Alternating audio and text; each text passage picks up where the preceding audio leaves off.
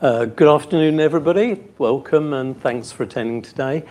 A quick word of introduction. My name's Gary Bullard. I'm the chairman of Oxford Metrics. I joined a little over 7 months ago and obviously had the opportunity to get a bit more up to speed with the company over those months.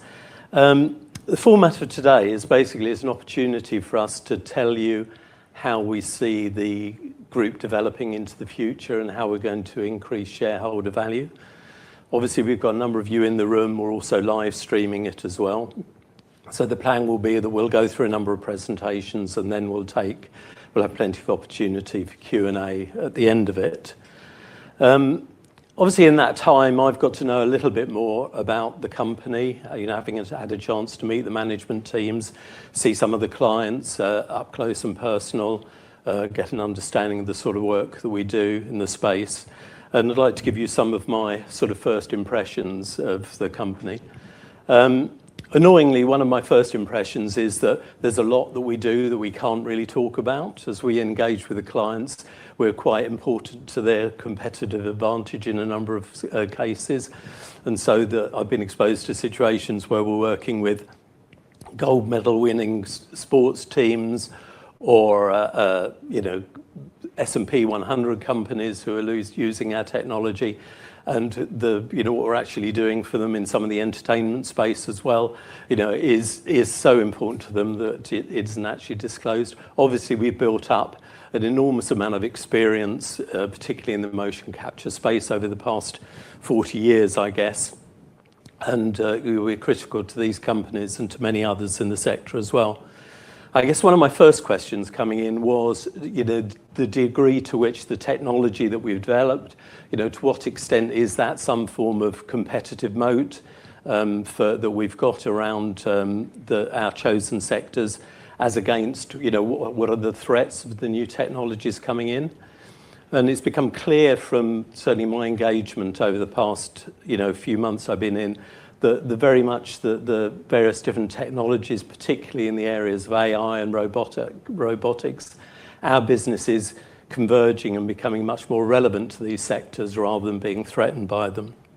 So I thought I'd like to touch on what I see as some of the longer term opportunities for the company, and then also maybe touch on some of the highlights of the activity in the shorter term before handing over to the team who will go into all of these areas into a bit more detail.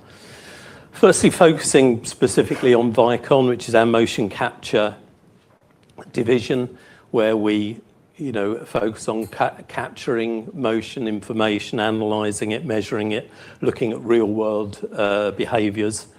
It's really critical to a number of different sectors that we work with now, but I think the opportunity going forward is much larger. Obviously, you've seen a lot around the creation of digital humans, digital twins, and AI generation. A lot has been done in terms of the work around that in using voice and image generation, but motion capture, and particularly human emotion, is one of the areas that's most difficult to actually replicate. And it's one of the areas where viewers pick up most quickly that something isn't quite right. So I think we've got an enormous opportunity in that space. And we've seen examples, obviously, the big tech companies, the AI companies like NVIDIA and Alphabet are investing in that space. We've got also newer companies that are now multi-billion valuations, companies like Unity Technologies, Brandtech, Synthesia, 11 Labs that are focused on that area. And I think we can bring something unique into that environment in terms of really fleshing out the content and making motion capture a part of that real experience. The second area is in what I think NVIDIA have coined the term physical AI, which is where the AI interacts with the real world. So what we're looking at there is, for example, areas like robotics, humanoid robotics, where we're looking at replicating human behavior, human action, and bringing that to bear, whether that's in the factory or the workspace. And again, you see massive investments in humanoid robots, multi-billion investments in that sector. And in that sector, what's happening is that the physical ability of these robots, the way that they can operate from a mechanical perspective, is well behind their ability to program them. So talking to one of the robotic companies the other day, he was saying that they've got robots which are perfectly capable of tying shoelaces, but it's probably 2 or 3 years away before that they can actually get the programming to do that. So I think this interface with a humanoid robotics generally could be a massive area of opportunity going forward. Another area which is slightly less easy to quantify, which is, do we have movement itself and human movement as an asset that can be exploited?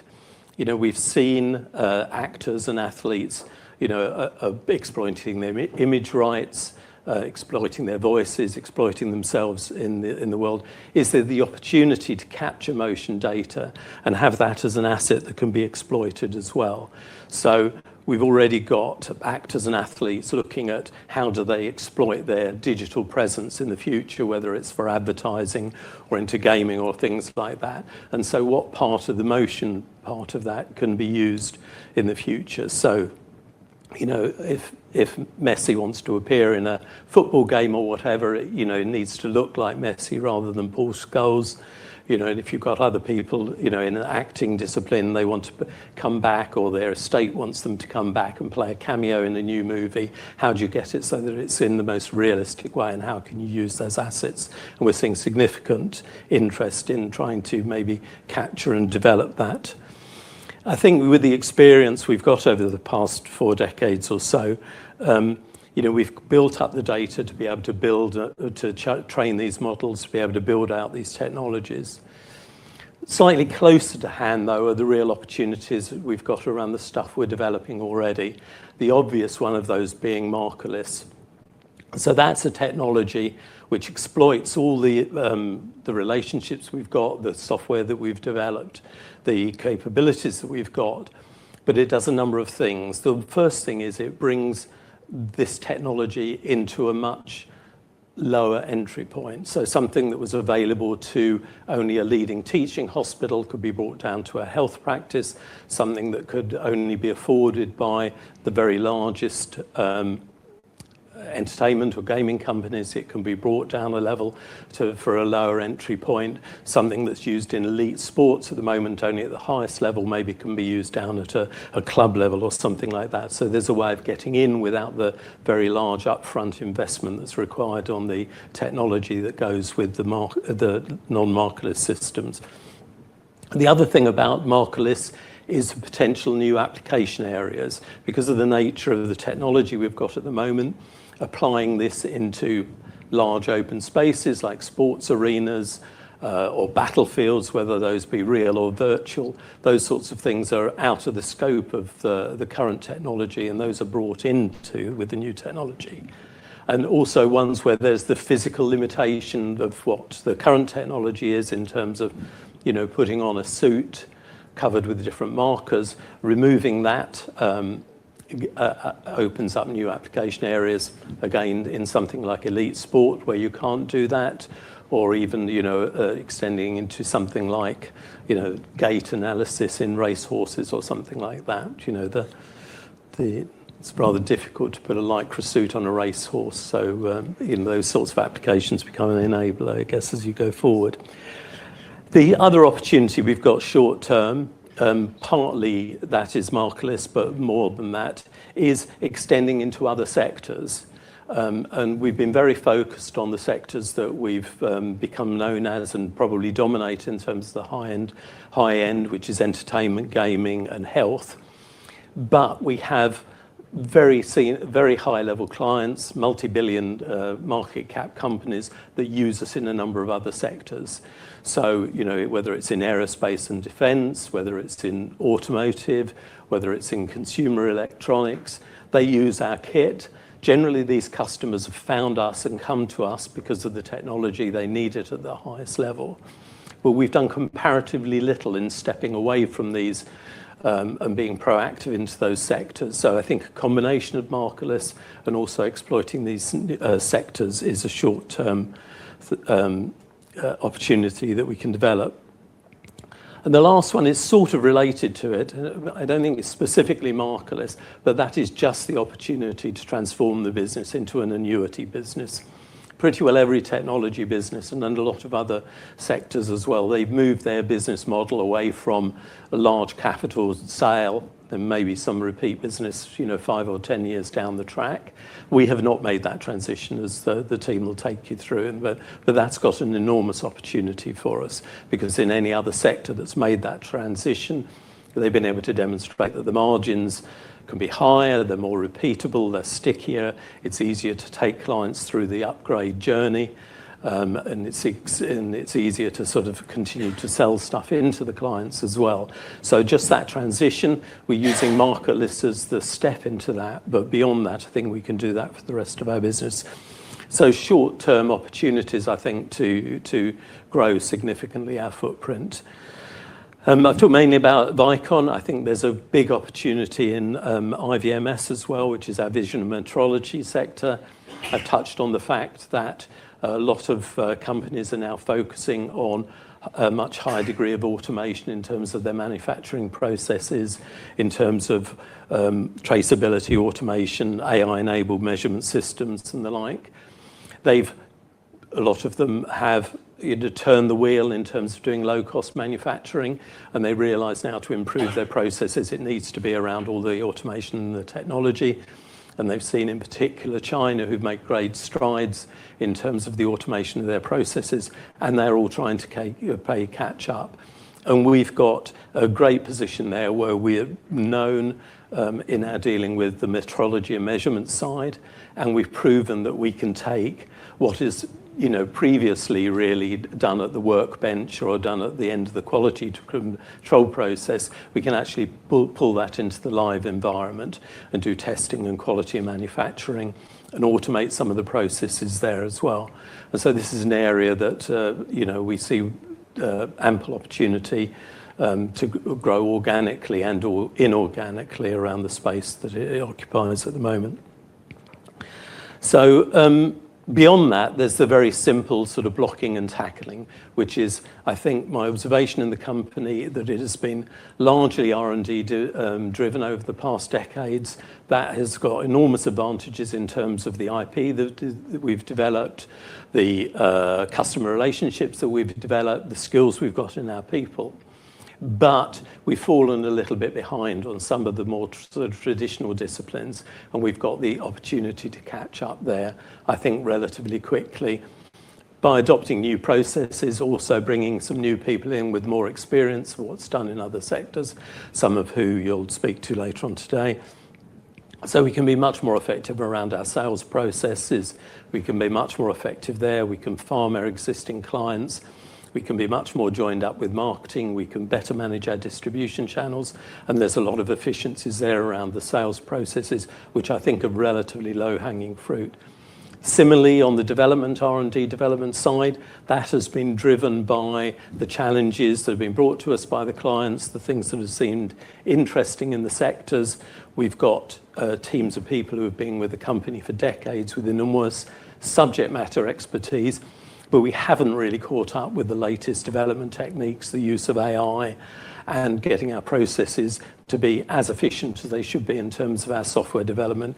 Similarly, on the hardware side, everything is done in-house. We haven't really looked at the opportunities around supply chain, outsourcing, automation ourselves even, that are there as well. And I think in that area as well, there's sort of ample self-help opportunity in the short term, on top of the ability to just reduce our overheads through some of the work we're already doing in terms of consolidation of various parts of the group and closing locations and things like that. So in the 3 stages, I think there is enormous opportunity out in front of us if we can grasp some of these to be honest, multi-billion opportunities, some things we can do to grow the company much more quickly, and some things we can do in the very short term to improve our margins and to improve our competitiveness. And that's what the team will take you through, hopefully, in some more detail in the presentations today.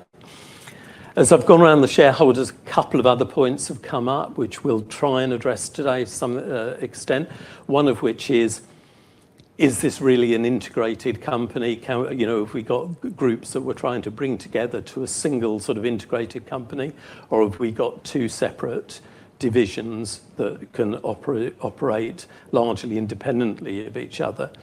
And I think our current view on that is that we've got such enormous opportunity in front of us with both of these different divisions.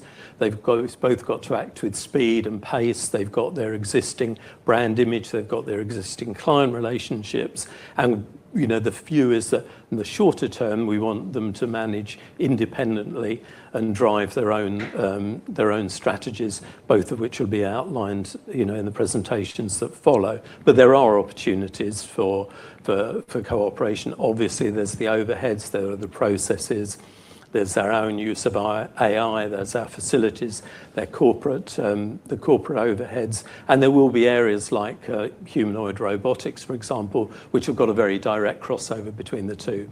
But those are secondary, I think, to letting these two divisions grow as they go forward, at least in the medium term. And that's been one of the reasons why we've done the branding, and we've kept the branding separately between Vicon and IVMS as we go forward. And the second question, again, which Zoe will answer in much more detail, is capital allocation. I'm not used to coming into a company where having a large cash balance is seen as a disadvantage to the company. So, we've had many questions in terms of how we are going to deploy that going forward. We've shown that we've got, we will give money back to shareholders, particularly through the buybacks that we've done recently with the valuations where they are. We can continue to do that. Similarly with the dividend, we have given substantial money back in dividends over the past years. But our feeling is that the company has got enormous opportunities for growth, and we want to keep strategic flexibility around that. So we want to have the ability to speed up our transition into markerless, to be able to speed up our transition to annuity-based businesses, and to do, as we have done before, we see opportunities for selective bolt-on acquisitions that we can immediately deploy into our current client set, or will accelerate some of the transformation I've talked about before. So Zoe will go into that in much more detail. Hopefully we'll give you clarity about our plans in the future as to how the split of those things will work, and what our dividend policy will be. But our plan is to be a growth-oriented company, albeit sort of maintaining good disciplines around that. So I hope that I'm very excited to be with the company. I'm astounded at the amount of opportunity there is there. Some of the things we're doing already and some of the things we can do in the future. I do think it's a company with an enormous potential in terms of its growth for its shareholders over the coming relatively short period of time, and I hope we'll be able to demonstrate that to us. But for the rest of today, we'll hand over initially to Imogen and then to the divisional leads, and to Zoe who'll take you through in more detail. Thank you. Thank you, Gary. So, good afternoon, everyone, and thank you for joining us today, whether here in the room or online via our webcast. So here is the agenda for today's event. Obviously, Gary has welcomed and introduced. I'll take you through a bit of the history of Oxford Metrics, how we've got from 1984 to 2026. Also start to set out the strategy, and I'm really delighted that our two divisional managing directors, Andrew and Simon, are joining us today to take you on a deeper dive of Vicon and IVMS. Then obviously the main event, which is Zoe with her financials and capital allocation, and then we'll wrap up and have Q&A at the end. Okay. So Oxford Metrics is a measurement technology group delivering visionary momentum for more than 40 years. We were established in 1984 and as a spin-out from Oxford Instruments and floated on AIM in 2001.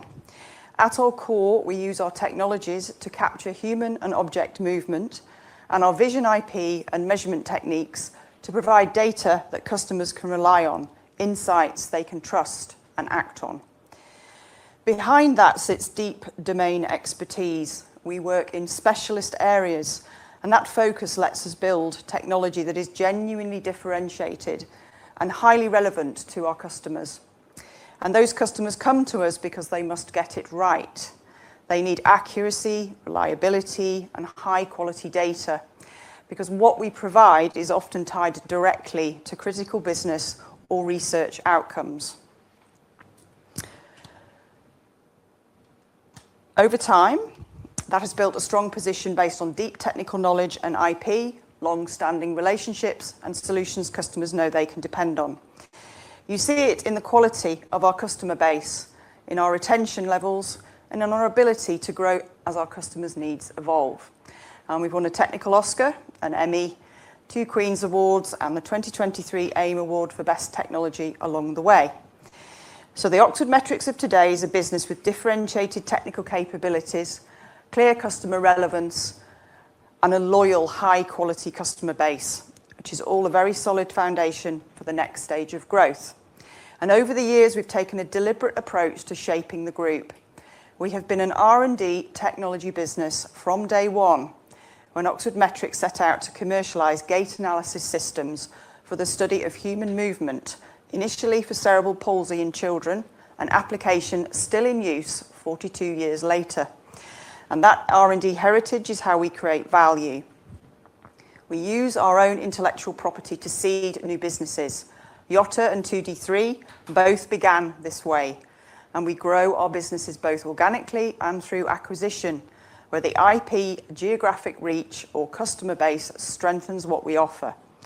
And for much of our history, Oxford Metrics has been a group of differentiated businesses. Our current structure is not new. It has been central to how we've built and evolved the company. And critically, it gives us optionality with strong, distinct businesses, each with their own IP and markets, and each able to be developed or combined to create the most value. Looking back to 2013, the group comprised of Vicon, 2D3 and Yotta, each serving different markets. And as 2D3 and Yotta matured, that optionality let us act with discipline. And when the right buyer came along, we realised value through their sale.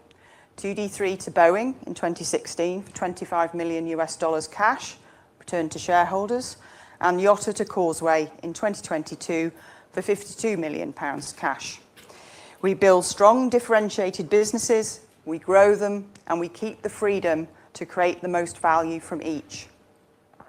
Today, that means building businesses with the recurring and compounding economics to create lasting value within the group, whilst preserving optionality for the future. In a world where data underpins decisions and innovation, accuracy and precision is no longer optional, it is expected. At Oxford Metrics Group, we meet that expectation with confidence. We operate at the intersection of science, technology, and real-world application, setting the standard and continually raising it. We deliver trusted precision, intelligent insight, and real-world impact, turning complex motion, imaging, and measurement data into actionable intelligence at scale. Our approach is rigorous, repeatable, and built on decades of experience. We capture and measure with uncompromising accuracy, revealing detail beyond human perception. We analyse, applying advanced AI to extract meaning that drives confident decision-making. We optimise, translating insight into measurable business performance gains.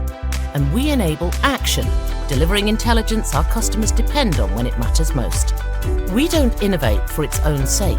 We innovate to solve real-world challenges and anticipate what comes next. In sports, science and academia, we advance biomechanics and inform new product design. In robotics, we provide the ground truth that underpins autonomy. In life sciences and healthcare, we enable more accurate diagnosis and rehabilitation. In entertainment, we bring movement to life. And in engineering and industry, we enhance design, safety, and production. In science, we reveal. In healthcare, we heal. In entertainment, we create. And in industry, we perfect. From the studio to the lab, from the clinic to the production line, Oxford Metrics is redefining how the world understands, creates, and improves. And as demand for precision and intelligence accelerates, we are not just positioned to deliver, we already lead.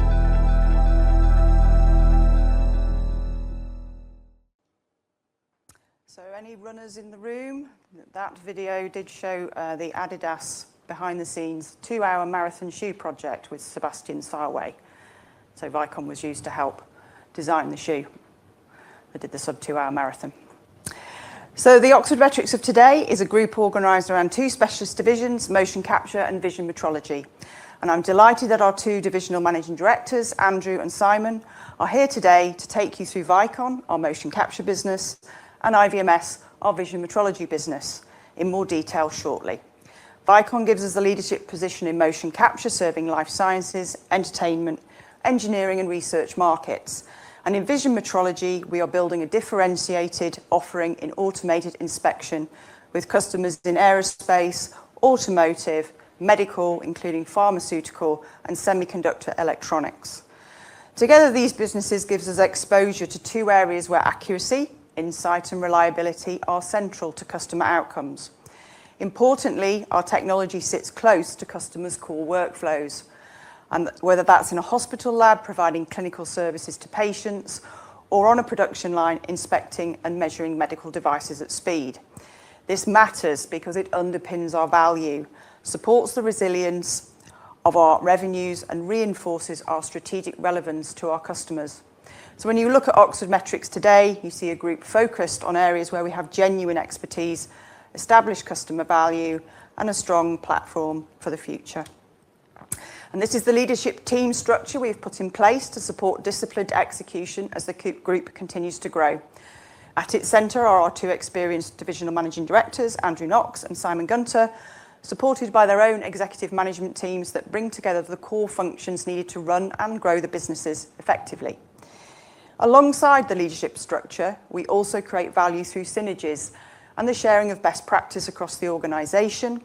While each division remains focused on its own markets, there are clear benefits from working more effectively as a group. That means sharing expertise across core functions, transferring successful ways of working, applying common disciplines where they can improve execution. In practice, this helps us drive greater consistency and capture efficiencies that the individual businesses might not achieve alone.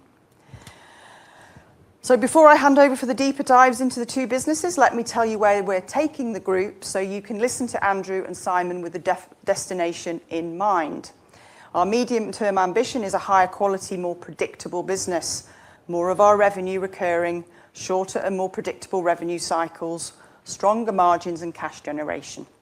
We get there through 2 engines, moving Vicon towards a platform technology business and adding recurring revenue on top of its current revenue base, and moving IVMS from bespoke projects to repeatable products, improving order to revenue cycles and margins. And the work has already started with a deliberate optimization of our organizational structures to enable our ambition. So for now, hold those 2 strategies in mind, products to platform and projects to products, because you'll hear the details for both in the businesses you're about to meet. And our medium-term financial goals is the doubling of revenues through both organic and inorganic activities, adding around 25% of recurring revenue to the group and an adjusted EBIT margin percentage in the mid-teens. And Zoe will cover this in more detail in the financial and capital allocation section later. So having outlined the history of Oxford Metrics, where the group is today, the organisational structure that supports execution and where we are heading, let's turn to Vicon, which is a core part of the Oxford Metrics story as the founding business of the group. So I now hand over to our Vicon Managing Director, Andrew Knox, to take you through the Vicon story. Andrew. Oops.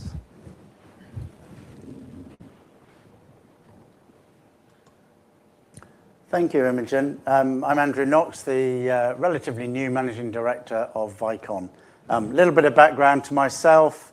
I've been involved as a managing director, general manager, sales director and others in various SaaS businesses, sports technology businesses and other technology businesses. Always had a track record of sales transformation and growth, took a SaaS business through a 500% growth and a NASDAQ IPO in Sweden. Have been involved in a variety of M&A transactions, including notably integrating for synergies 5 acquisitions across 4 countries in a recent company. And as a little bit of background to sector relevance, I was actually the founding manager and establisher of the IBM virtual reality solutions business, and then more recently have been involved with various sports labs in motion capture and sports technology analysis. So what is Vicon, for those, if there are people here that are not familiar with it? Quite simply, it really is the gold standard in human movement capture. And you've seen from videos and other things, but on the left there, a typical motion capture suit, which will represent human movement in very, very accurately and very detailed. This is not a new thing. This company has been leading the way for 42 years and is trusted by some of the world's leading sports labs, leading biomechanics labs, as well as film, computer game, entertainment companies, and increasingly engineering and industrial conglomerates looking at human factors and robotics. Everything that follows is built on that foundation of knowledge and 42 years of leadership. So the company at a glance. We have thousands of clients across hundreds of different use cases. We have 4 offices around the world in Los Angeles, Denver, Oxford, and in Germany. The main industry verticals are listed there. We're seeing a lot of new market development within what we've called engineering.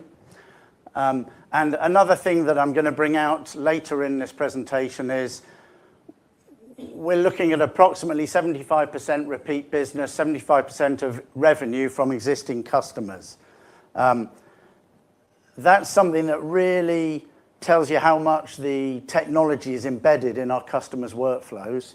And even though the IP is proprietary, hardware, software, designed and built by us, we've been the benchmark for 42 years, I really feel like we're only just at the beginning of extracting full value from that proposition. Before I tell you a little bit about where we're going with commercial model and the business, let's just set the scene and explain where we are currently. So obviously everything varies, but a typical value of a deal could be around 70,000, and it's currently 90% hardware, 5% software, and 5% support and services.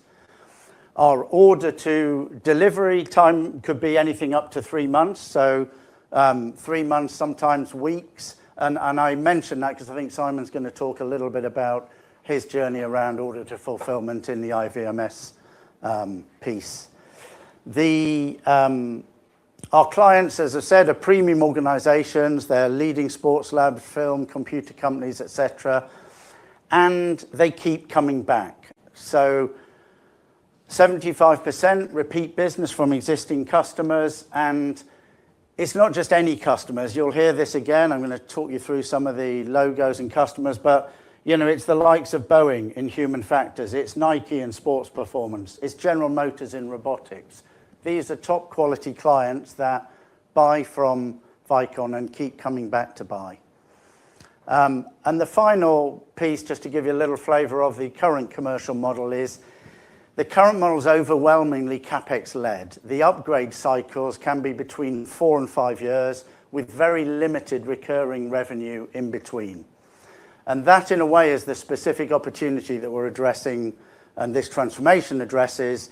We can, and we aim to deliver increased revenue per client, stronger recurring revenues, and shorten and make more predictable the revenue and upgrade cycles.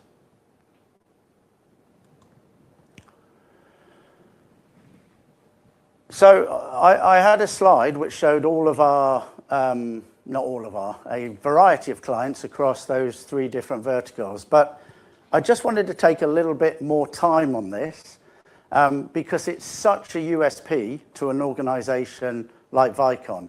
I'm relatively new to Vicon.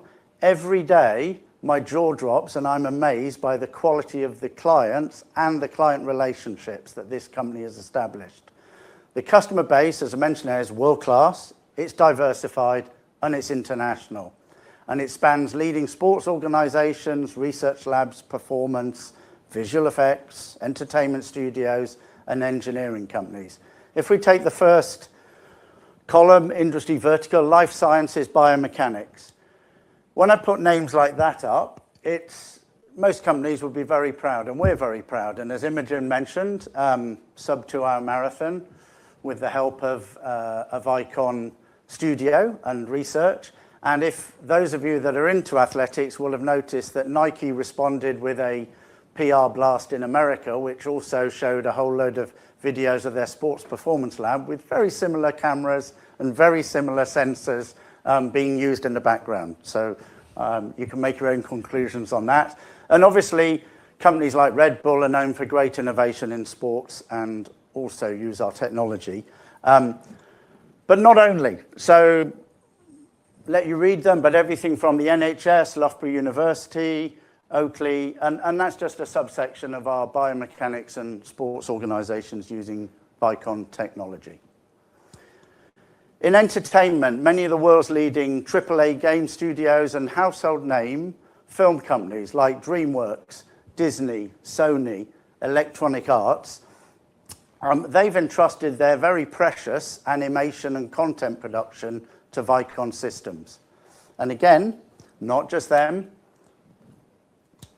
but a whole series of other game companies and film companies across the globe. So from Los Angeles to London to Japan and Korea. And finally, in engineering, and this is where some of the applications are particularly interesting, we're helping companies, organizations like NASA design spacesuits for their athletes, okay? So they're very comfortable with human movement in space, as an interesting example.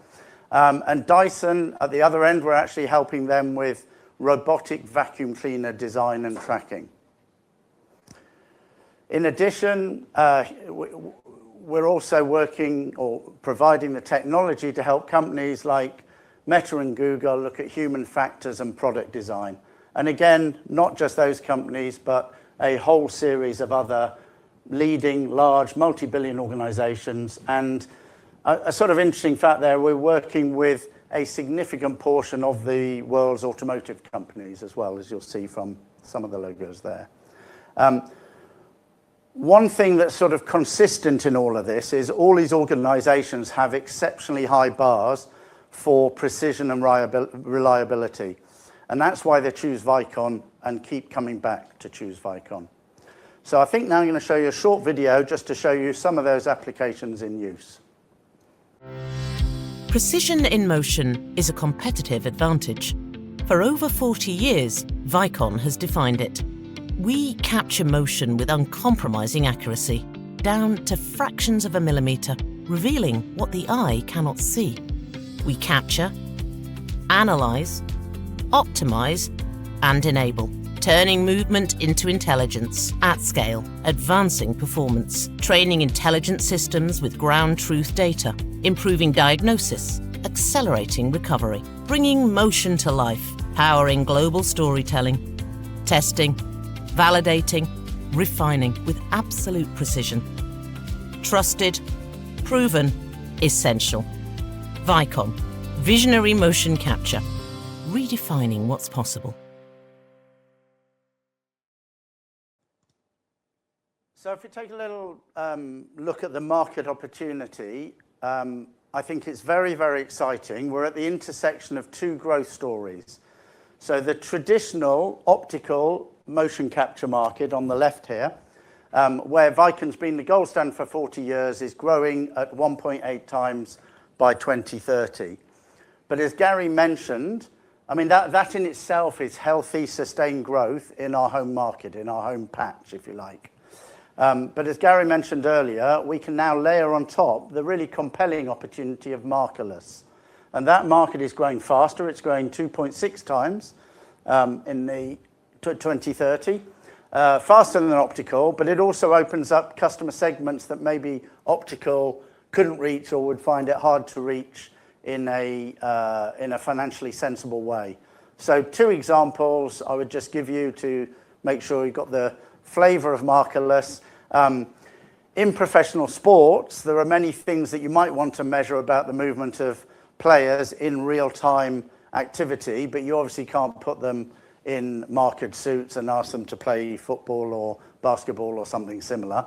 And with markerless, you obviously can. A second example is maybe in entertainment, where a film director may want to get a very quick view of a whole scene with a whole load of actors, and rather than get them in and out of markered suits, and time is money, you can use markerless to get a very quick approximation of that scene. The director's happy, and then they can move to another part of their content production. So in this industry, we're seeing, in the entertainment industry, we're already seeing a significant uptake of interest in our markerless system, but also what we call a hybrid offering. So these are companies that may well have an existing studio with our cameras and so on, and they're taking the markerless solution and blending the two together. And that gives us a really interesting upsell to our existing customer base, as well as a point of differentiation in talking to new customers. We're probably one of the very few, and arguably the world's leader, in offering this blended or hybrid opportunity of optical and markerless simultaneously. But obviously I would say that, but if I just point you to a customer quote here, this is Electronic Arts, Ripple Effect, one of the leading game studios for computer games, and the technical director there has been putting markerless and optical through its paces together, and has been finding that to be highly efficient for him, and time is money for companies like that. So this is the market that we're positioning Vicon to win in, and we're already making good roads into. We have excellent product development and some good customer and partner wins. And in a general sense, what's our response to the market opportunity? Well, we're repositioning Vicon from a hardware systems company to a hybrid hardware, software, and services platform, AI-enabled and built to scale. We're not abandoning our leadership in hardware. Our cameras and devices remain best in class, but that's the foundation on which we're building. And we're building on top of that scalable software platform, a growing services layer, and AI capabilities that compound over time. So let me talk you through the 4 pillars that will describe exactly how we get there. Platform, pillar 1 is platform, higher efficiency. We're consolidating our technology so that we can move faster and it costs less to operate. In terms of the operational excellence, we're currently right-sizing the business for that platform model. Thirdly, we're deepening and extending our client relationships. We have an extraordinary install base and very good loyal relationships, but we're extending that to build recurring revenue. And fourthly, AI-enabled innovation is front and center of everything we're doing, back office and front office. We're applying machine learning across product and operations, and I'll talk you through that we have significant strength in-house. It's not just slides. So on the platform front, today Vicon's verticals are served by different software products. We have Shogun for entertainment, and biomechanics labs would run something called Nexus. Together they create duplication. There are separate code bases, calibration systems, release cycles, etc. So our one platform initiative eliminates that. It means we'll have one camera SDK, one data pipeline, one real-time engine underneath all the verticals. So the same core infrastructure that maybe tracks a stunt performer in Hollywood could also track a running or a gait analysis in a rehabilitation clinic. But the strategic case over on the right is probably even more exciting for me. We have a lot of opportunity in very fast growth new areas, and this platform will allow us to develop the application layer even quicker and therefore be a more nimble market entry into those very fast growth and CAGRs. It also allows us to add these new verticals without proportional cost. So this is how we can deliver scalable, profitable growth. On the operational excellence side, platform companies have fundamentally different cost structures to hardware companies, so we're aligning ours accordingly. We're restructuring the team around platform capabilities, typically software engineering, AI, and then on the go-to-market side around customer experience, rather than purely product lines. And to drive technology efficiency, we're consolidating onto one platform as a North Star, which cuts engineering overhead significantly. Fewer test environments, fewer repositories, etc. And on the revenue architecture side, we're balancing away from lumpy hardware CapEx towards recurring software and services. This should smooth the revenue, improve both customer and investor visibility and forecasting, and a healthier business.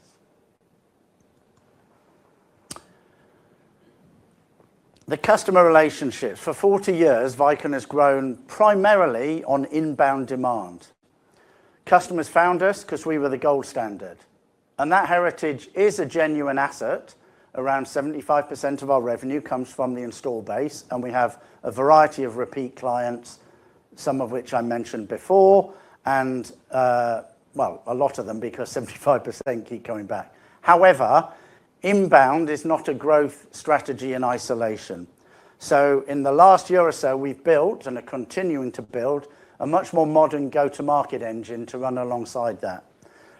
We now have outbound prospecting and SDR capability in the UK and Europe, and we're now expanding, after a successful trial in the UK, that method to the States. We're already bearing fruit in terms of new logo wins, new customer wins, and I've mentioned a couple there. Leonardo, the defense contractor, and 100 Star, a smaller game developer, have both come through our outbound initiatives rather than inbound.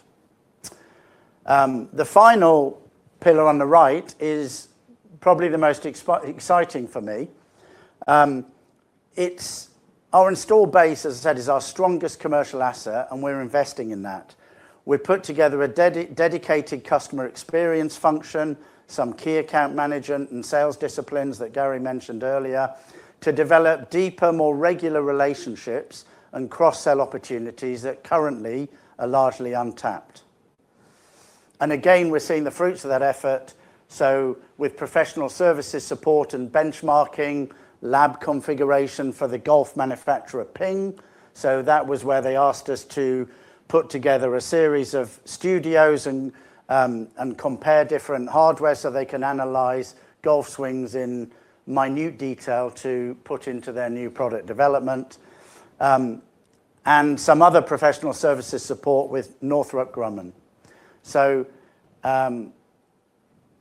it's a little bit an example of where we believe we can take, by listening and responding to clients' concerns, desires, and they trust us as a valued provider for many years, take that further down the revenue and professional services path.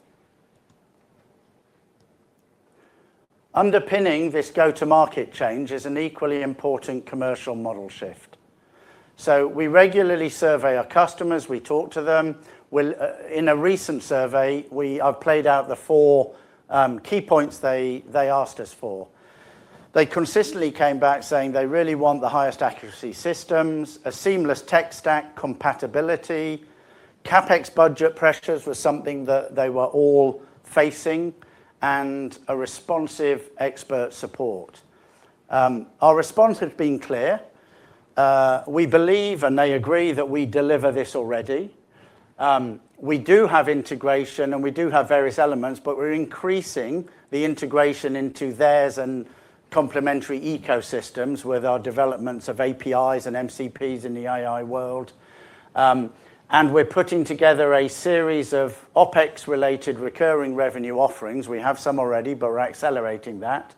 And the clients have been very interested in that because sometimes they're under huge budget pressure not to make a big CapEx investment in 1 year, and they just can't afford it, and they're looking for more regular updates and features. So we put that in place. And finally, we do get very good feedback on our customer support team who go above and beyond and actually have MSCs and PhDs in computer science and biomechanics. And what we're doing is listening to what the clients have wanted and formalizing certain professional services offerings. And the clients are very happy to pay for that in certain specific instances. So the customer pull and our reaction to that has led us to a revenue model where we're moving away from the historical 90% hardware CapEx, and we're transitioning more to annual software licenses, maintenance contracts, and professional services, with a resultant uplift in software services and recurring revenue. I'm sure you sit through many investor presentations, and I'm sure everyone's got an AI slide, maybe sometimes you roll your eyes and sometimes you're very interested. I can assure you this is not a slide we put together to look current. We've been building AI machine learning capability for years. We have 12 highly experienced AI engineers, machine learning engineers in-house, and we've recently supplemented that with a couple of execs with very strong AI expertise in certain areas. And together, they're already delivering internal gains in areas such as AI sales intelligence, engineering co-pilots for product development, and then in the slightly less exotic but very bankable back office automation. Back office wins are good. They save us money. I like that. But some of the customer-facing and the product tools are really exciting. We've got some AI customer tools that are helping customers compress their post-processing from 2 hours to 20 minutes. And if that's rolled up, that saves customers time and money, and customers pay for that. In the key area of markerless R&D, we have 40 years of high precision, motion capture, experience, and data, and it's one of the richest data sets in existence. So if we can leverage that data and the close relationships to build on our platform with workflow and AI tools that customers really need, this is a moat that competitors cannot replicate overnight. So what I hope I've covered off a little bit in the past 10, 15 minutes is our key pillars of our growth strategy moving forward. So products to platform, we're evolving from point solutions to scalable, many-sided platform, which means we can enter more markets at a lower marginal cost. In the operational excellence area, we're already structurally realigning for the platform model, cost efficiencies, and revenue predictability. On customer relationships, we're already converting that install base into durable, recurring revenue through customer experience and professional services in between the CapEx cycle. And the AI is front and center of everything. We have the engineers, we have data, we have a roadmap, and we believe it's a genuine differentiator for us in our product and in our operations. I've mentioned down the bottom, we're executing now some of the examples. I'm happy to expand on them. So this is not just a strategy. We're already on this journey and delivering. And I guess as a summary, we're 42 years in, we're market leading, and yet in some ways I feel like we're just getting started. Thank you. Simon next, or? Click me on, please. There you go.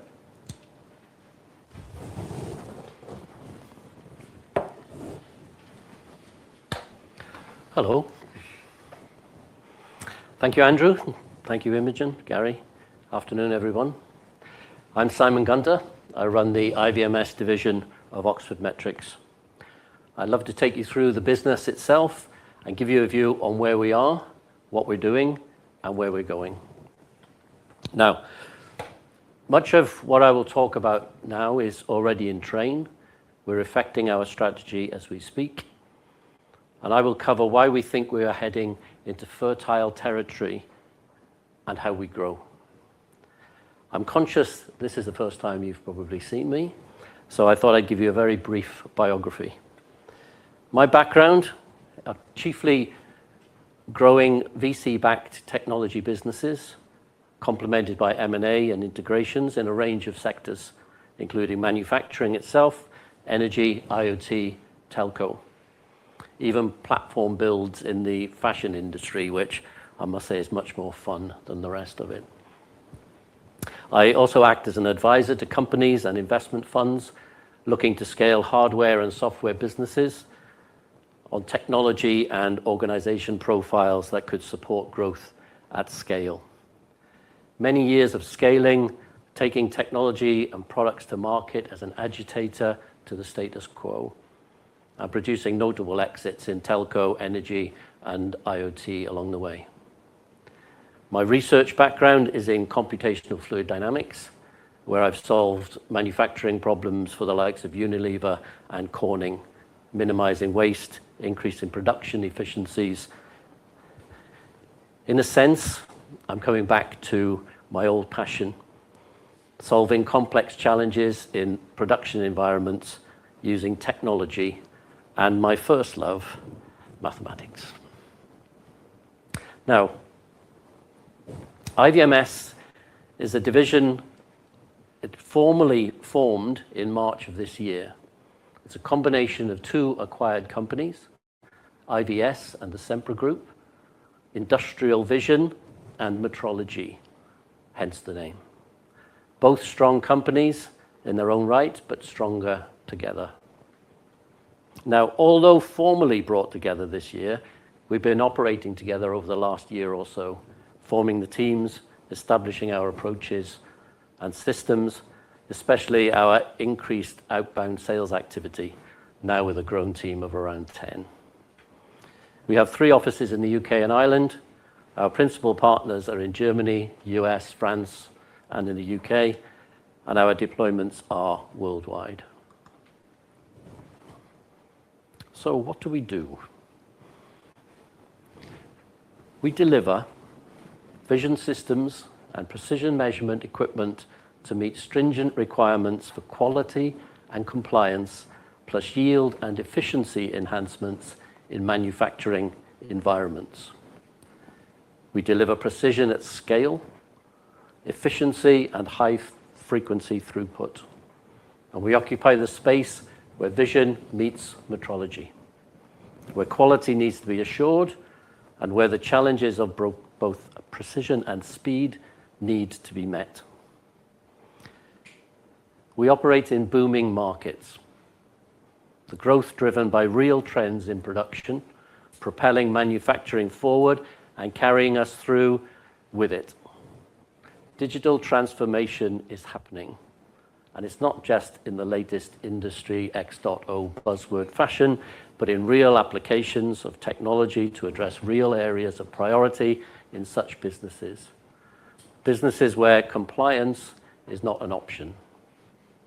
We work with blue chip customers and established partners, some of which are listed on this chart. Providing solutions using the right technologies for the right application. By revenue, 75% of our business comes from follow-on orders from this established base, and this gives us the opportunity to underpin our growth in our existing space and also leave significant room for growth above and beyond. We predominantly operate in sectors with their own challenges in compliance, precision, and the need to be more efficient in their production. I've highlighted them here on the right-hand side. But for example, in medical, we work on high throughput lines relating to items like contact lenses or surgical blades and the production of artificial joints. In automotive, we work with companies in the manufacture of motor cars and are experiencing the growing requirement for technical solutions regarding EV battery cell performance. We also work with Formula One companies to enable increased performance, where microns of precision can add significant performance benefits. And you'll see real-world applications across these in a moment. We are a trusted partner. We have built a reputation for our technical expertise, reliability, attention to detail, and understanding of our customers' needs. Many of our customer relationships have been in place for about 20 years, and we cherish that history. It's always good to hear kind words, some of which are shown here on the screen, but we do not take that for granted. We work hard to ensure that we maintain our levels of service and deliver to our customers' needs. This also holds true for our equipment partners. We have an open dialogue with the OEM companies that supply through us into the UK and Irish markets, and we value their insights, support, flexibility, and willingness to go the extra mile to satisfy our customers. So, let's show you what we do in practice. In manufacturing, quality is everything, requiring both precision when it matters and assurance at scale. Today, it is an expectation. IVMS transforms imaging and measurement into trusted intelligence, detecting defects before they become costly. We capture, we inspect, we analyze, we assure. Computer vision and precision metrology data to control quality, to sort, to inspect, to guide, whether that's offline, inline, or in real time. Reduce waste, improve yield. Right, first time, every time. From sub-micron level accuracy to production line assurance, where there can be no margin for error. This is vision and metrology intelligence. This is quality you can trust. Reliable, repeatable, proven. IVMS, where quality is engineered and production is assured.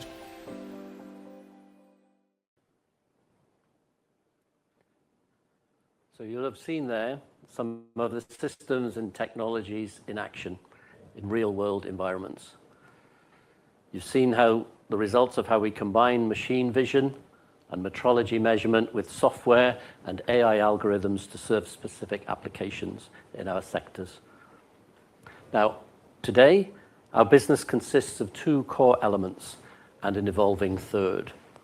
The first element on the left here is our own bespoke and repeat projects for high-frequency specialist automation.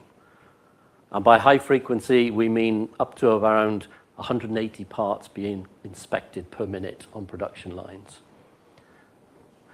This is not an aim. This is real. This is right now. And we seek to capitalize on it further. The pictures shown here are of real systems and real deployments across the sectors I spoke of a moment ago, and cover a range of image capture using robot-mounted cameras and light sources, designed cartridges for medical components for inspection, to automated feed systems at the bottom on the left there. The second element I show on the right, these are the equipments we provide with our OEM partners, some of those named on the right-hand side. These address precision measurement in quality and maintenance departments, but more commonly now in shop floor production environments. These technologies represent the evolution of metrology beyond traditional tactile coordinate measuring machines, CMMs, the workhorses of precision metrology, into more mobile and even handheld systems that bring measurement closer to production, moving away from fixed probing and into more dynamic tactile and optical systems that capture relevant data at the appropriate level of accuracy and speed. The market is changing. We value our partnerships, and we are wedded to the growth of our volumes and returns, and to our partners too. The third element is one that having a close, collaborative, open, and adoptive approach allows for: integrations. Partnerships and openness are a fundamental attitude and approach that this business takes. Best-of-breed technology, adoption of those elements that can enhance the solutions we provide to our customers. This requires close collaboration, and we are here for it. And finally, this is not just about selling individual tools. The bigger strategic point is building a platform for technology leadership. When you combine connected hybrid sensing equipment with AI software and automation, you create something more powerful than a standalone measurement product. You create a system that can sit at the heart of a customer's processes and workflows, generate insights continuously, and play a bigger role in how quality is managed across production.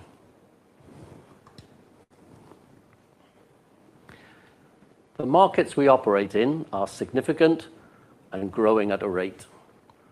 The global machine vision market is set to double over the next 5 years, with a compound growth rate of 13%. Metrology shows a similar trend at 6%. The rate is driven by the transformation of manufacturing and the adoption of technology, the themes I referred to earlier. And these themes are echoed in the commentary across the industry. Quality control is becoming automated, eliminating human errors, and ensuring consistent and compliant product quality. Measurement is becoming a real-time capability, embedded into production, making quality a built-in part of manufacturing operations, not just a final checkpoint. And metrology is shifting from an end-of-line inspection element to a production integrated control function.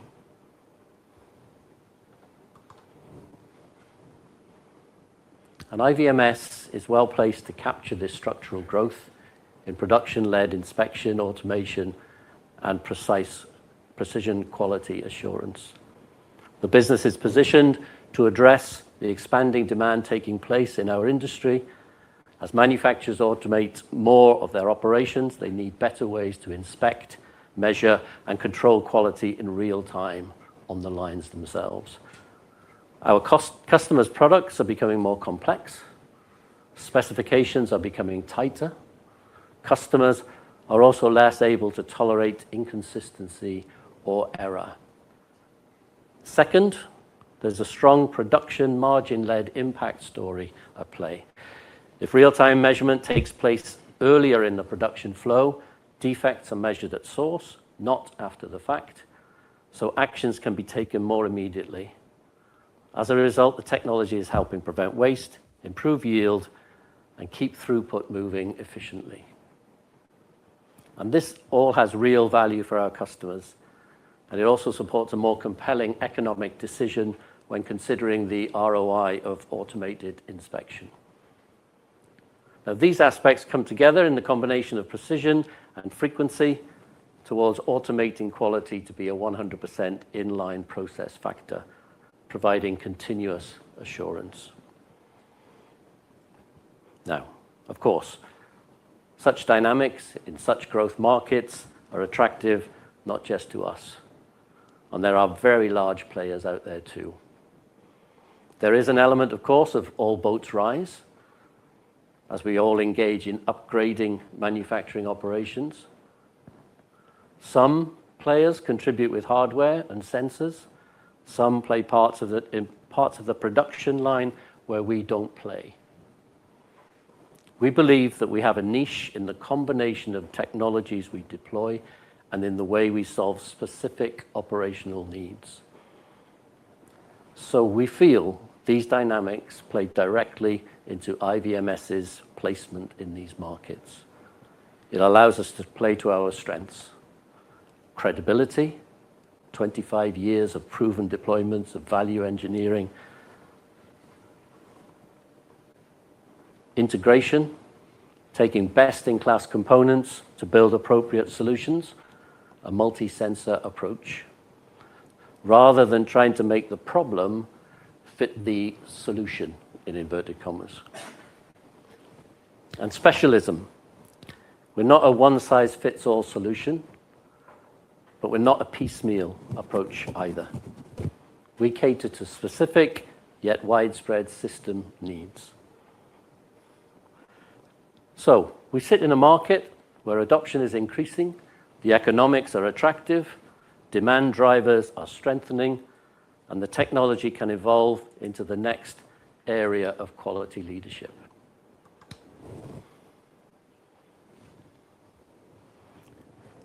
Let's move a little deeper into the business. And let's begin by showing here our main revenue streams and our go-to-market approaches. Imogen mentioned projects to products at the beginning of this session, and I want to orient to that now. You can see its highlight at the top of this slide. At the heart of our business has been the two aspects in the center of the chart. Number one, our bespoke projects. These are customer builds to satisfy a real need, coming from inbound inquiries or through our sales activities. This is our engine room, the basis for our current products and the generator of future products. This is where our engineers excel and solve complex challenges, giving rise to fulfillment and repeat business. We have proven this evolution where bespoke projects become repeatable products. This gives us the confidence that we can go further and grow the business with this approach and drive further scale to the top of this chart. Projects to products, direct or through specialist system integrators as a part of a specified rollout program. Number two, our partner equipment sales are also core to our offer. The right solution and technology for the right application. This continues to be our focus of our direct sales activity and is very much part of our growth, allowing us to satisfy more broadly our client needs, and it gives us cross-sell and upsell opportunities across our accounts.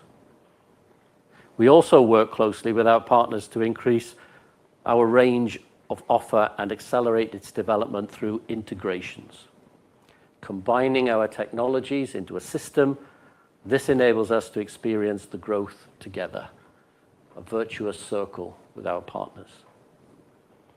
And in the nature of those integrations, we continuously scan the market for M&A opportunities that can give us privileged access to know-how, IP, and technology that can enhance us. Our regular scan of the market brings about 30 companies into view. We typically narrow those down to 4 or 5 for analysis, but we will be patient for the right opportunity on the right terms. And everything is underpinned by service, from installation, calibration, all the way to term support contracts that are in place today. We strive for a deeper connection with our customers. Our broad technology span allows us to navigate and guide our customers on what to expect as their needs evolve. We have positioned ourselves to proactively plan deployments with our customers rather than reactively respond to the future needs and issues and problems. We stay out of the data sheet game, and we avoid the value-damaging simplicity of a price contest. You can also see here on the right-hand side, which Andrew made reference to a little bit earlier, the order to revenue cycles that we have in the business. As you might expect, complex bespoke projects carry the longest period between an order and the delivery of the end product, up to 12 months. However, we should note that we are able to recognize revenue during that period. All other revenue streams are dependent on delivery, and this delivery has a range in itself. Service revenue is bookable upon completion of works, and equipment delivery can range from 1 to 6 months, depending on the specification and component lead times of the OEMs. We constantly assess our capital requirements and take decisions on working capital investment to reduce lead times if we have a high degree of certainty of order closing. But it's the repeats that show the most meaningful change. As we deploy projects to products, those repeat deliveries move from a 12-month horizon to more like 2 to 4.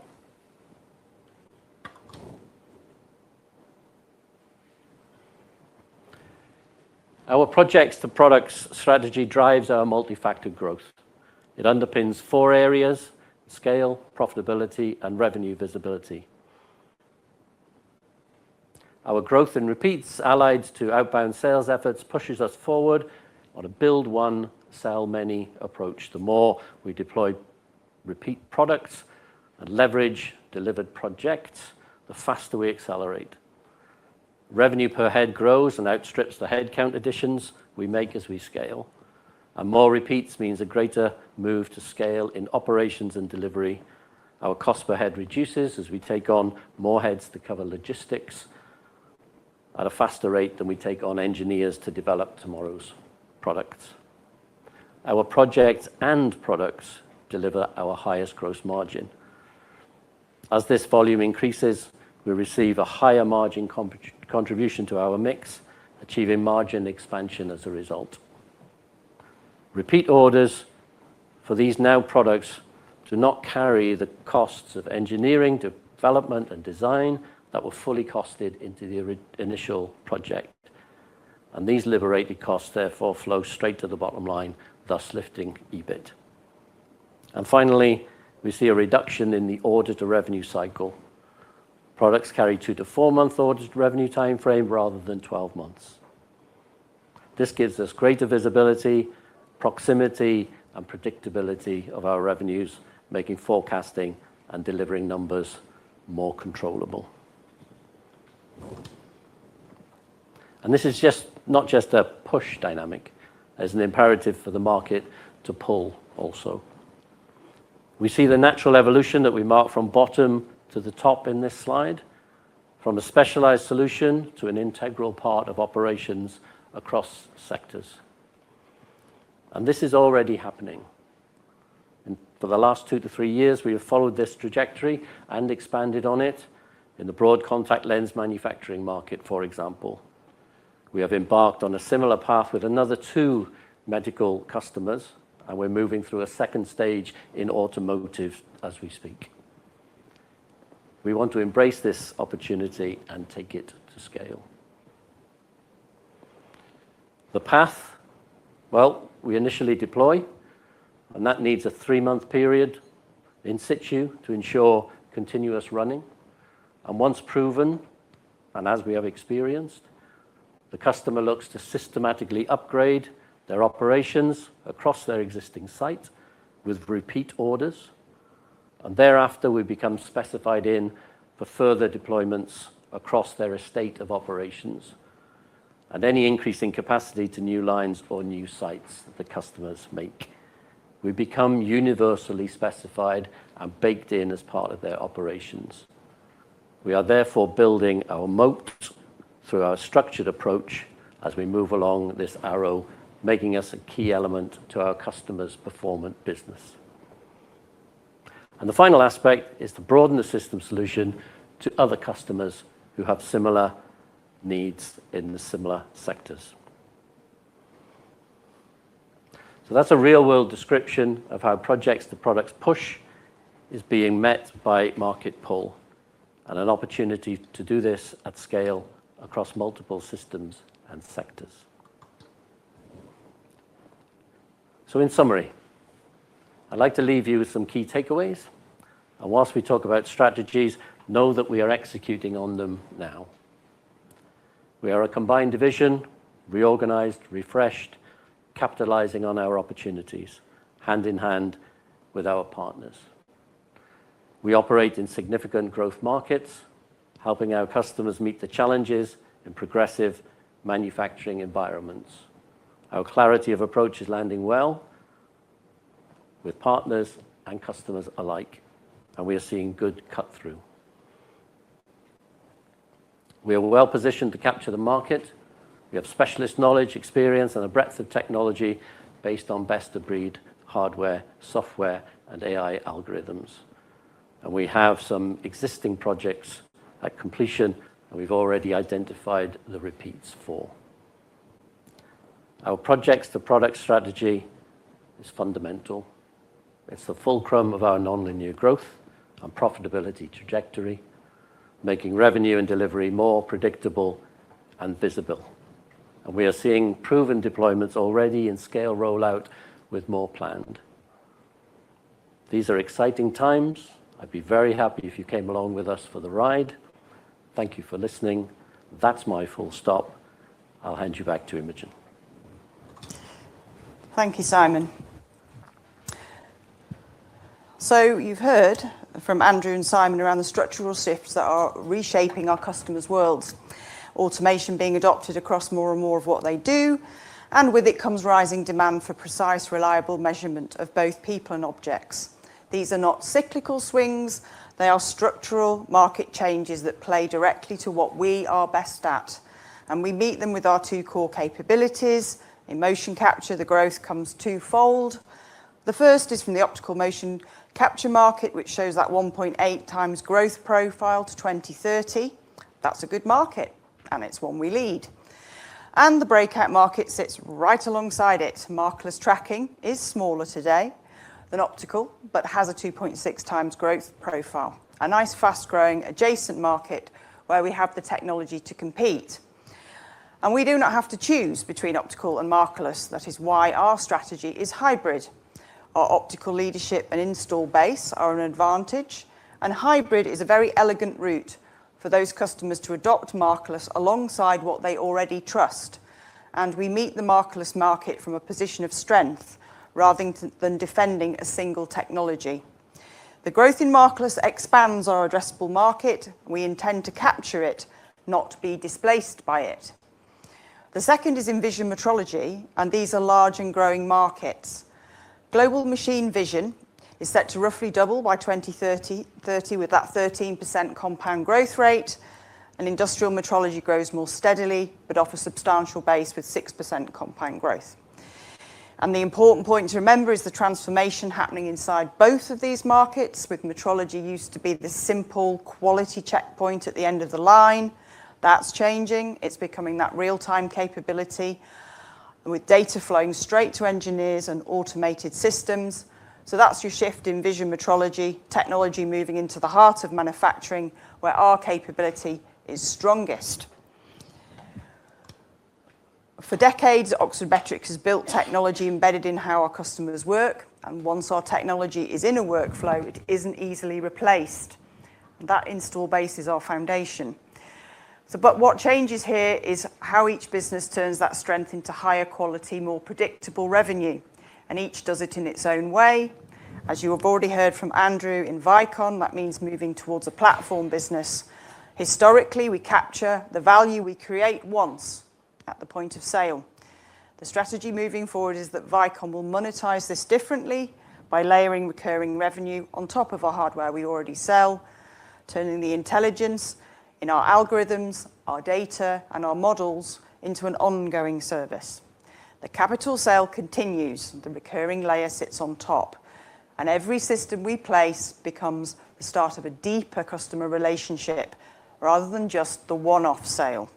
And as Simon has covered in IVMS, moving from projects to products, so moving more of our revenue away from that bespoke one-off project, which has to be custom engineered and won individually every time, with that less predictable path from order to revenue. So by turning those into those standardized products we can sell again and again, that shortens that cycle, makes it more predictable. It's a pipeline of products rather than a sequence of one-off engagements we have to win and build from scratch. So 2 divisions, 2 different moves, 1 destination, with execution already underway. One adds a new stream that recurs, the other shortens and steadies the revenue cycle we book. And together they reshape the business over the medium term. Higher quality growth, a materially larger share of revenue that is recurring and predictable, stronger margins and strong cash generation. So those earnings that are not just larger, but more visible. And we capture this on top of the value we book today, not instead of it. So this is the strategy, and the work to execute is already underway, as Andrew and Simon have explained. So let's, before I hand over to Zoe, show how this comes together over the medium term, because this sequencing matters. So right now we're in phase 1, 2026. And this is where we are shaping our organizational structures and cost base to execute effectively on the strategies. With the right resources, the right structures and cost base in place, we're positioning these businesses to execute on platform in Vicon and productization in IVMS. So the proof points this year are more structural. The combined IVMS management team in place, the further restructuring cost program delivering, and the first standardized products and recurring propositions moving into the market. Phase 2 is where that revenue quality and increasing predictability starts to show in Vicon. Recurring revenue builds on top of, not instead of, our continued capital sales. Repeat business rises. In IVMS, as more bespoke projects become products sold on repeat, that order to revenue average cycle starts to shorten, and that revenue timing becomes more predictable. And the signals here will be that shifting revenue mix and improving operating margins. And as we move forward from there, recurring revenue becomes a reported, predictable line in its own right.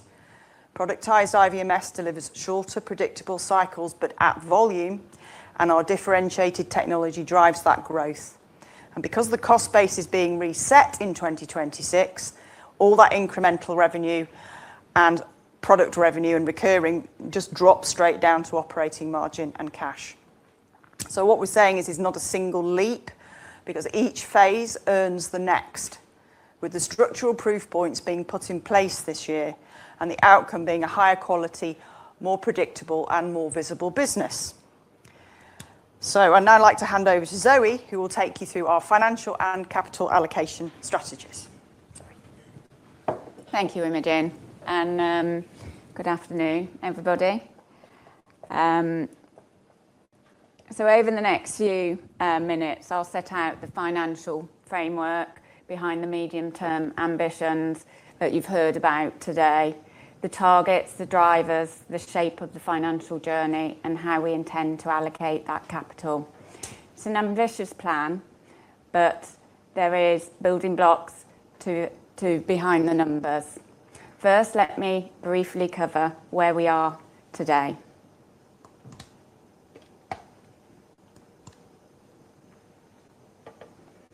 On screen are the first 6 months of trading of our current financial year, 2026. And please remember, this is an extended financial year, running 15 months to the 31st of December, 2026.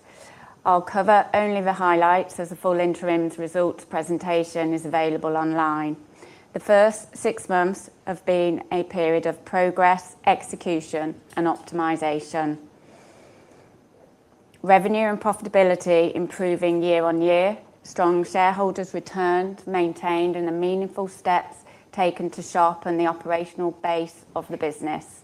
We deliver an annualised savings of approximately £800,000 from right-sizing the office space. Order intake was 18 million, down 21% on prior period, reflecting certain timing of certain vision metrology customer projects, which we now expect late in financial 26. Revenue improved to 20.7 million, a 3% increase on prior year period. A solid step forward, particularly given those timing headwinds in vision metrology. Gross profit was 66%, up 0.5 point on prior year, reflecting that continued margin quality of our businesses. Adjusted EBIT improved by 50% to negative 200,000, benefiting from overhead optimization, as well as that increase in sales and that improved margin. Adjusted earnings per share also improved, turning positive at 0.38 pence, reflecting the improvement in our profit after tax and the impact of the share buyback. On the balance sheet, we remain in a strong position, with cash fixed term deposits just under 32 million, and that is after returning 5 million to shareholders through our dividend and buybacks. It's a good basis for the rest of the year and a start of executing of our strategy.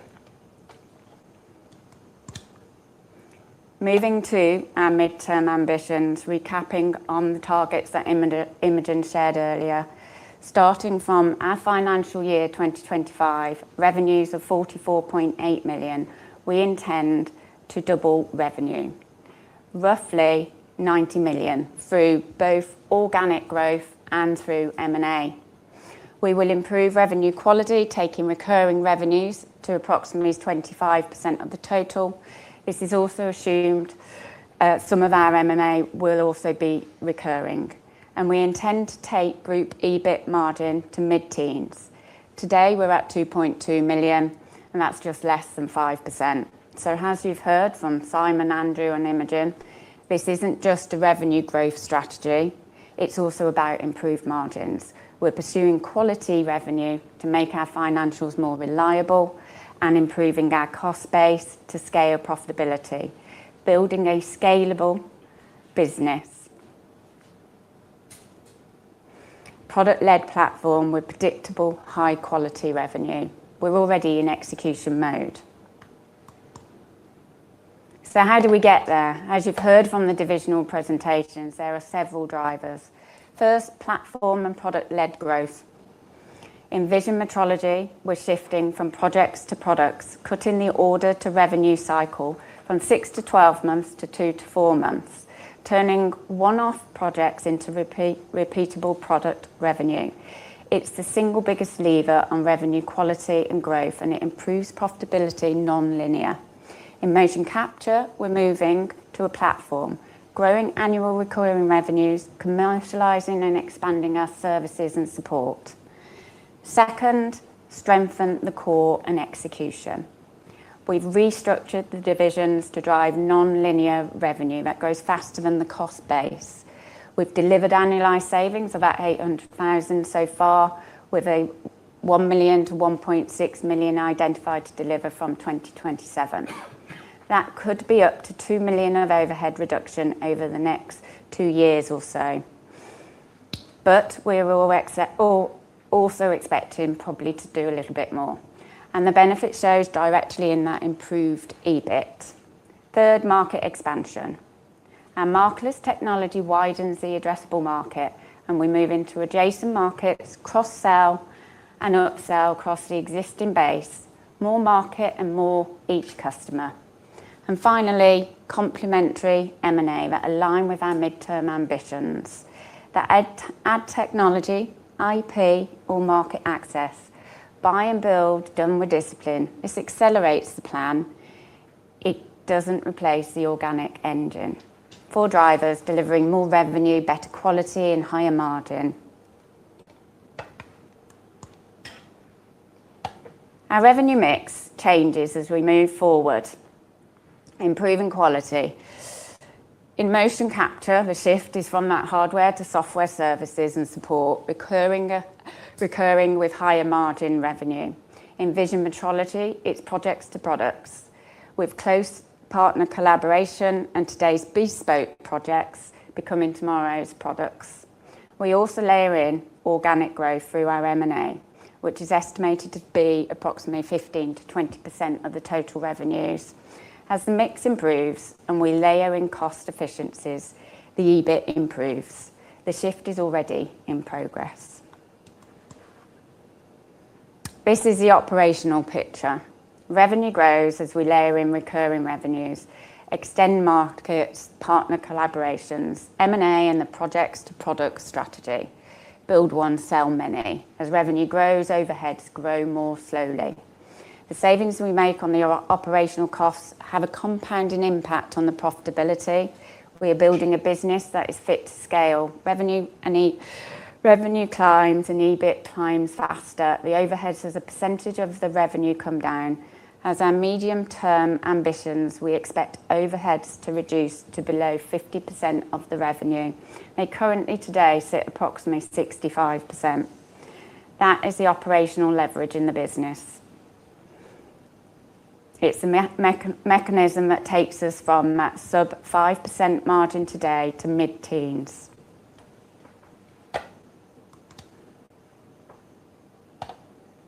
This slide brings together the margin story and shows how we get from where we are today to that mid-teens percentage. We start with the FY25 adjusted EBIT that's just under that 5%. The first step is the revenue quality. As recurring revenue repeats, products become a large share of the mix and gross margins improves. The second step is the cost optimization work, the 1 million to the 1.6 million of efficiencies that have that compounding impact. The largest step is that operating leverage as the revenue grows towards double its current level. Overheads grow more slowly, taking our operating costs to sub 50% of the revenue. Put together, that bridges us from sub 5% today to that mid-teens. Better quality revenue, a leaner cost base, and operating leverage as we scale. Before we go into the capital allocation strategy, just a quick look at our historical returns on investments. Over the past 5 years, we have put capital to use in We have put it in 3 areas. We've returned over 25 million to shareholders through dividends and buybacks. Nearly half of this was actually returned in the last financial year. That's a meaningful number, and it reflects the confidence we've had in the businesses and the ability to generate the consistent free cash flow, and importantly, the strong balance sheet we have. At the same time, we've invested 11.5 million in M&A net of the cash acquired, in disciplined bolt-on acquisitions, and a further 14 million in R&D and product development. So for every pound returned to shareholders, we've invested roughly the same amount back into building the businesses, neither starving the business to fund distribution nor hoarding capital of late without returning any of it. It is, however, time to change the balance as we see improved opportunity with greater returns for the cash held on the balance sheet and cash generated. So how will it change? It will operate a clear ranked hierarchy of deploying capital. We will consider the highest returns as priorities, and we have a defined order of priority. The capital flows down that hierarchy once higher priority uses are fully funded. The objective is simple: invest in growth opportunities that deliver the highest strategic aligned returns while keeping the flexibility to act on strategic acquisitions and a strong balance sheet. We're shifting from a dividend-led model to a reinvestment-led one because the returns on reinvestment we see are stronger. This underpins our medium-term ambitions. Shareholders will still receive a return. It will be proportionate to our profit, aligning capital allocation to our medium-term ambition while maintaining a sustainable investor returns. So how does it work? First, reinvestment in the business growth. This is our primary use of our capital: product, people, systems, the compounding investments that build long-term value. Maintain balance sheet strength is our second. We keep a liquidity buffer. The balance sheet needs to be strong enough that we can move quickly when the right opportunity arrives, whether it's M&A or internal investment for growth, or enough to weather a difficult period. Third, selective and disciplined M&A. Acquisitions that accelerate growth or add capability. Targeted additions that fit our model, aligned to our strategy. And fourth, return surplus capital. Dividends paid as a percentage of free cash flow and buybacks when the board considers it's appropriate. We will adhere to guardrails and metrics. We will stay debt-free. We will ensure there is sufficient cash on the balance sheet for working capital and flexibility. We will continue in our investment in our R&D between 5 and 10%. In FY25, this was 7%. And we have roughly allocated 20 million pounds to our M&A, funded from the balance sheet, and we have and will continue to be patient about deploying this. Shareholder returns and dividends and buybacks come out of the free cash flow. And what we won't do also matters. We won't overpay for acquisitions. If the price doesn't stack up, we will walk away. And we will not hold excess cash on the balance sheet without a purpose. So that's the hierarchy. In reinvest first, once priorities 1 to 3 are satisfied, then the surplus cash is returned to shareholders. M&A is a large part of our medium-term ambitions. So let me recap. We've spent 10.2 million net of cash acquired on Sempro and IVS and Amber Optics, and we expect payback within 3 to 5 years of purchase. We are actively looking across both divisions, vision metrology and motion capture, and the target profile is unchanged. We're looking for IP-rich businesses that bring technology, good people, or new markets, with proven market acceptance of their technology, clear commercial and technical synergies, enable management teams who share our culture and values. They, of course, need to be earnings accretive. Over the past years, we have paid between 4 and 10 times EBIT, and will continue with those metrics, looking to also hit our return on investment targets of 3 to 5 years. We're looking predominantly on bolt-ons, but also will consider opportunistic acquisitions which could enhance overall output and are aligned with our group's medium-term ambitions.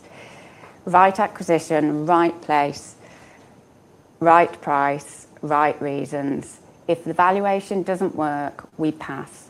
So to sum up the capital allocation, rank priority, clear guardrails and reinvestment first. We have a good track record of putting capital work sensibly, and we're not changing the underlying discipline, just rebalancing the mix for now towards the uses that generate the highest returns and align to our strategy. So my last slide, and to pull the medium-term ambitions together from a financial view, our medium-term ambitions to double that revenue, improve revenue quality, targeting recurring revenues at approximately 25%, and scaling the business and delivering mid-teens EBIT margin. The direction of travel is straightforward. Concentrate on the markets where our technology is most differentiated, improve the quality of our revenue, and allocate capital with discipline, which should translate into a business with a stronger strategic relevance, better growth visibility, and a more attractive financial profile over time. A deliberate shift towards higher quality, more predictable revenue, with a cost base scaling more slowly than the top line. What we've set out today is a clearer vision, a more focused strategy, aligning the business in areas where the best long-term returns. It's an ambitious plan. It's also a clear one, with clear building blocks behind the numbers. Thank you, and I'll now hand back to Imogen to close. Thank you, Zoe. Okay, so just land on the final slide. So you've got those as your takeaways as we move to Q&A. Those 2 divisional strategies, all the Ps, products to platform, projects to products, should be able to remember that, hopefully. That destination of that higher quality, more predictable business with those clear plans to get there, and just a restatement of those targets on the bottom. So thank you very much for your attention this afternoon, and we will now take questions. Ooh. Yes, so can the presenters please come to the front like at school? Ian. Right. Historically, you've been quite specific about what you've been developing because you've been talking about particular products. Is there anything particular in the way of technologies or products that you feel you're missing now and that you're going to be investing in organically to sort of deliver over the next 2, 3, 4 years? I think if we talk on the Vicon side, we're very clear that the Markerless opportunity is the right place to invest, potentially both organically as we've done historically, but potentially inorganically as well. I think I'd leave Simon to maybe talk a little bit more about on the IVMS side where we would be looking on that front. Yes, We're building and we're combining best of breed technologies, but we're always looking for the gaps in those technologies as we go forward. Principally looking at vision technologies and how that develops, and whether we build capability or whether we accelerate ourselves and buy capability. Also aspects of the combination of, for example, robotics with taking technology from the tabletop into an arm and into production environments. We do have some routes for that. We'll probably do that in partnership, but as that grows and grows, we'll probably keep looking in that area to look at our developments. Right, thanks.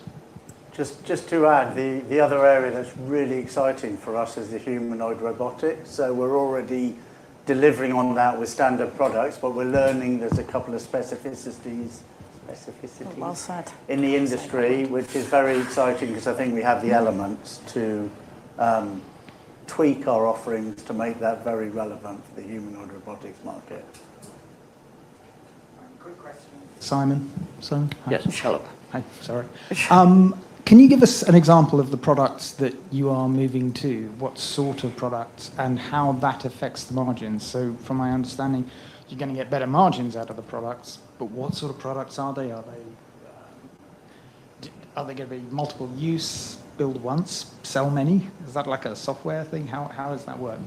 Yeah, so typically, and over its history, over the company's history, it's taken projects on that solve a very specific need. And that usually plays into a space of automation and improvement of efficiencies and yield in a production environment.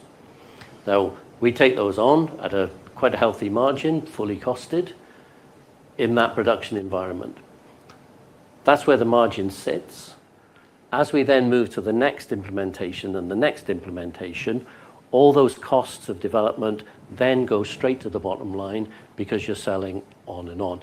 Now, what we've done is to do that with an existing customer, and then now into about 3 customers now who are placing forward orders for the next example, for the next line, or whichever is appropriate to their environment.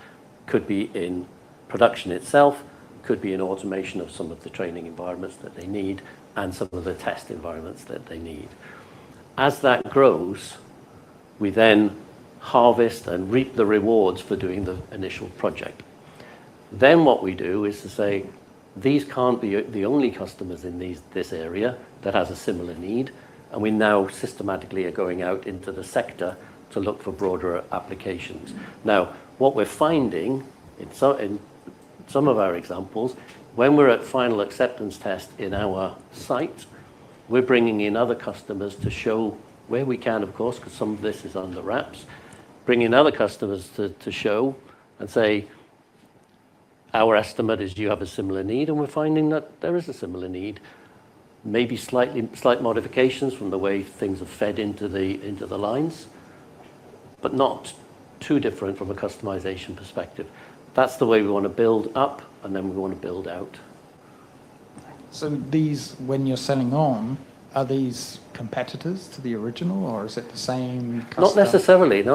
You can move from, say, in a medical space, you can move from a hospital environment, you can move into an alternate environment that's looking other aspects for contamination of vials and things. Different environments, different need, but a system that serves the same kind of purpose. Yeah, just about the customization percentage as well, maybe cover that.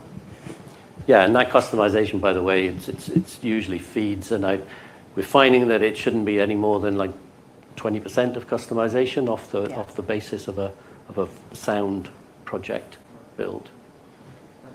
Okay. Just wanted to check, when you talked about the growth you've got in the addressable markets, roughly how much of that, especially in Vicon, do you think could come from your existing customers versus how much do you think is going to come from new customers with new applications? And related to that, I think for both divisions you talked about 75% of revenue from your existing customer base. Where do you want that number to get to over the next 3 to 5 years? I think the first point is we are genuinely looking to expand our revenue per customer from the existing customer base, and we can really see a path to that, and it's already happening. So that would indicate that bit would grow. But at the same time, we're also getting a lot of demand for use of the technology in new markets. Some of those new markets are small but very fast growing. We keep talking about humanoid robotics, but it's actually large and very fast growing. A lot of the ergonomics and human factors design work is, again, equally large. I'm not sure about the CAGR on that. And then there are weird and wacky things like we supply technology to VTubers, which is influencers creating avatars, very big in Japan and Korea, but actually we have clients in Paris and other places. So we're actually getting growth on each side, which means that in total, I'm not absolutely sure where we end up as a percentage of revenue from existing customers, because we're actually growing both at the same time. Do you like me to cover that from the 75% angle? From my perspective, 75%, good place to be, because it allows us to harvest existing customers and make sure we fulfill their needs and have a bit of flexibility now that we're bringing other technologies into play. I wouldn't want to top that out anymore, because I need, when we're talking there about moving a project into an environment and then broadening the appeal to others in the area, I need a bit of room in that to add new customers to avail themselves of the project. So the 75% to 80%, good, solid. The absolute value of that needs to grow, but I do need some space to replicate the model of project to product across industry, across sectors. Hi, I think 3 questions. On IP, how much IP could you share between the 2 businesses? Because you clearly talk about vision at the core. Accuracy is very important. And as an outsider looking in, is there any sort of synergy between the talent required to do Vicon's products and counting and measuring things at high speed in factories? I just wonder if there's anything you could do across... It's not counting, Harvey. Counting. It's I like inspecting. counting. I like counting. So I think, the obvious place is when you're looking at machine learning, because both divisions use machine learning, albeit slightly different ways. Over in IVMS, it's more pattern recognition, image recognition, whereas on the Vicon side, it's actually movement recognition. And that is that's the, with all due respect, cameras and hardware and automation is one thing, but where is the actual value add and where the IP is going, and the specialism is in that, what you do with it and how quickly you can assess and how high quality your AI algorithms are. I think that is the best use of synergy at the R&D level. Everything else is kind of standard best practice that we do. But that's where I feel these 2 guys have got I'd agree. a place We're just to play. getting started on synergy. So we're talking about, you saw the automotive client base that we've got in Vicon. Simon also has automotive relationships, and whereas ours are about the design, the, what do they call it, in and out, ingress from the cars and the movement within the cars. Simon's are more about the manufacturing thing, but we can see a similar take up and synergy from some of the automotive manufacturers. So we're talking about that already as an example, that maybe as we develop that further, there are some synergies and IP together. Yeah, there's also opportunities where we can potentially sell IVMS systems alongside Vicon, and there is actually an active opportunity exploring around that in aerospace. Yep. Okay. Just a question on your midterm numbers. Midterm is a broad church, but if we take the view that 5 years is midterm and we look at your market forecasts, Vicon should pretty much double over that 5-year period if it moves in line with the market. Slightly under at 13%, but if it was 14, that would double. Rule of 72 is always quite useful. So you're not suggesting much market share growth in that. Be interesting comments on that. And then you obviously add some 15-ish million would be my maths on terms of acquisition. You hit that number relatively. It looks conservative to me, is my view. And then more detail for Zoe. If I had 45 million of revenue at 65 gross, that's 30 million of incremental gross profit. And your slide seems to suggest you're going to attend to OpEx. So that would mean that margins start with a 2, not a 1. So some comments on that, thanks. They are our midterm ambitions. I think, we've been, as I said in my presentation, there's building blocks behind the numbers. We probably all think there's more to absolutely go at, particularly on that operational leverage. But Harvey, give us some wiggle room, please. But, 15 margins on an EBIT is, where this group has been before. So that's one of the intentions here, is getting it back to where it's been before. And yes, if there's some upside, then that will be good news all round.